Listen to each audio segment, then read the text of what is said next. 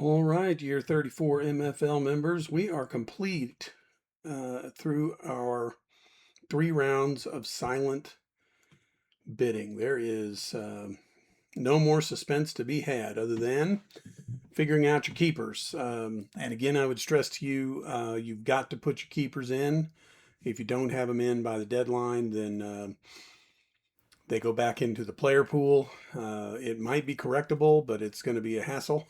It's not something I can easily correct as commissioner. So I'm just hoping within the next 12 days, I'll be checking in with you guys, letting you know um, what your budgets look like, trying to figure out who you're planning on keeping and um, going from there. So here is the result of the um, round 3, phase 4. We didn't do a video for round 3, phase 3 because everything just sort of happened fast because it was so few players and it just didn't require a whole lot of back and forth on it. So this is your round 3, phase 4 final update for Silent Bidding 2026 MFL year 34. In this round, Loveland was signed by the posse. This is Colston Loveland, the tight end, for 46 because the two teams that had bid on Loveland did not rebid, and posse matched at 46, and so they signed him for that. This is a moment where, again, remember the franchise amount for tight ends was 47. The high bid on this was 46, and in the process of silent bidding, we had at least 2 tight ends who went way above this number. Several who were just right under. So Loveland seems to have fallen about where he should have, somewhere between the highest price ones and somewhere above the medium priced ones. So not quite the bargain Posse was looking for, I'm sure, but probably still worth it. Quake NATOs have matched Shuck at 35. That was a Hoopton bid, and they have decided to hang on to him. The kicker, Myers, was not rebid upon, so he is now signed by the Ass Kickers at 4. And we already talked about Tracy going to the Tube Stakes at 5. Achan, not usually does a big name player, big price player, get involved in round 3. Most of the time, those have already either been bid on or they're not going to be. But HN got bid up to 96, and Big D has decided to let him go to the Quake NATOs. So they are the proud owners of Devon HN. And then we already talked about Evans and Williams here, both being signed by the Army with their initial bids. So overall, I think we signed 57 players between franchise and rounds 1, 2, and 3 of bidding. We signed 57 players. And here's maybe the best part of our league is you're going to get to now look at your roster, find the ones that you think are worth keeping. Remember that if they're getting paid 10 points or lower, then the minimum raise is a point. So if you're paying them 1, then to keep them, you're going to have to pay them 2. If you're paying them 4, then to keep them, you're going to have to pay them 5. That one's an easy one. Once you start getting above 10, it's 10% rounded up. So if you're paying them 15, you're going to have to add 2 points to that. That makes it 17. If you're paying them 47, you're going to have to add 5 points to that, which means they're paying you now. You're paying them 52.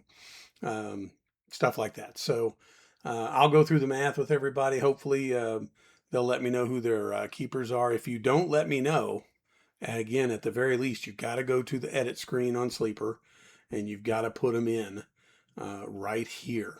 You can see I've got 12 of my 15 selected, and I'm really torn on those last 3 here.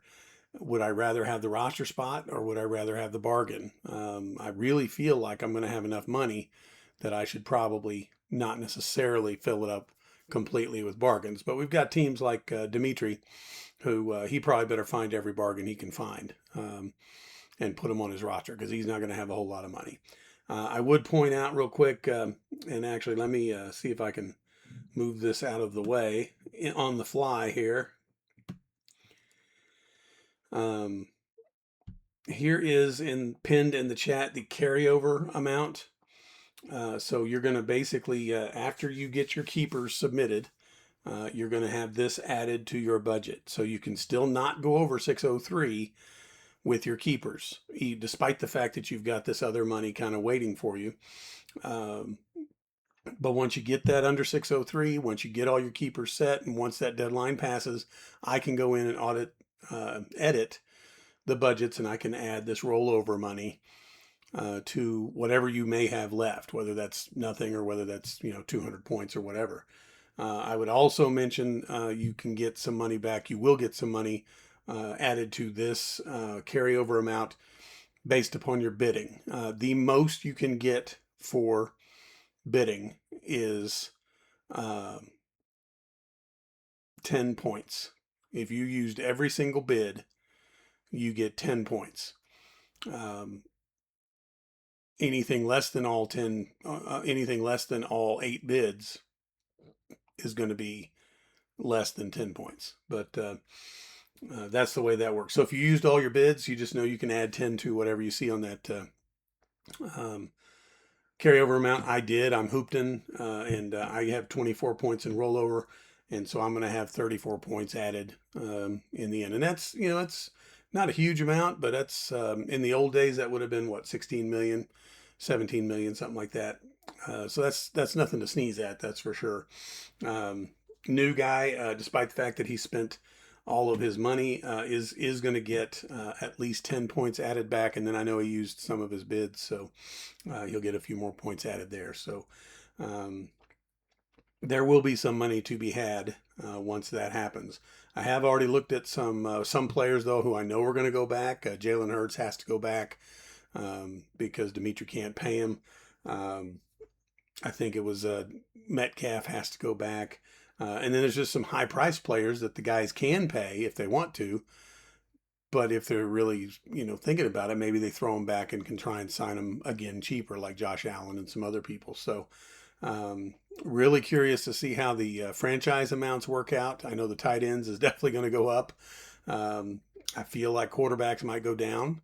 And it does fluctuate some. And just know, again, we've had this happen in the past. I don't see it in the near future, but if the salary cap ever goes down, which it does from time to time, that causes some course corrections as far as salaries too. So anyway, I have probably expounded a little too much. You can see here you've got it pretty much exactly 12 days. Watch some preseason games, figure out your keepers if you want to. And there's no need to cut anybody if you don't want to. But if you have decided there's no way you're keeping somebody, it doesn't hurt to go ahead and cut them. That lets the rest of the league know that player is going to be available in the live auction. So it just depends on how helpful you want to be.